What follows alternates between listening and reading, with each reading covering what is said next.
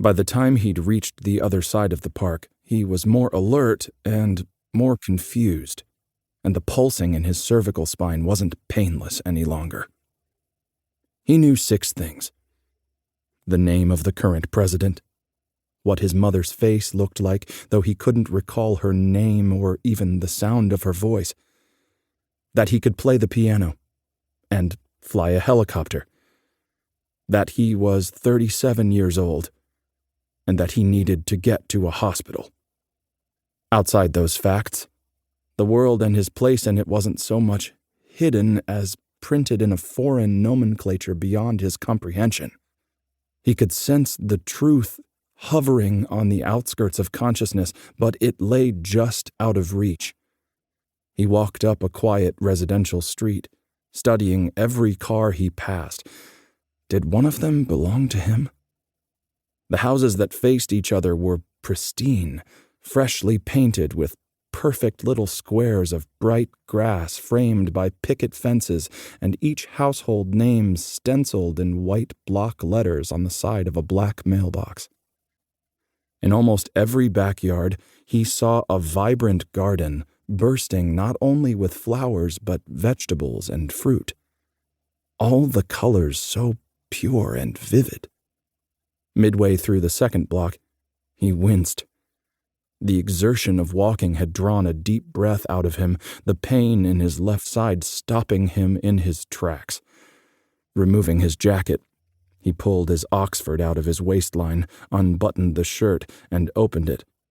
Looked even worse than it felt. All down his left side stretched a dark purple bruise, bullseyed with a swath of jaundiced yellow. Something had hit him. Hard.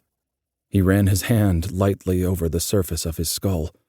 The headache was there, becoming more pronounced by the minute, but he didn't feel any signs of severe trauma, beyond tenderness on the left side. He buttoned his shirt back up, tucked it into his pants, and continued up the street.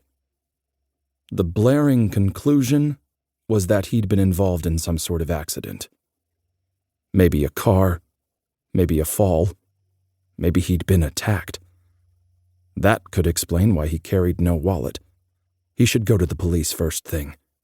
Unless, what if he'd done something wrong? Committed a crime? Was that possible? Maybe he should wait, see if anything came back to him.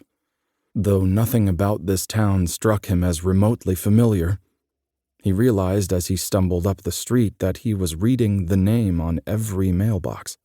A subconscious thing? Because down in the recesses of memory, he knew that one of these mailboxes would have his name printed across the side, and that seeing it would bring everything back.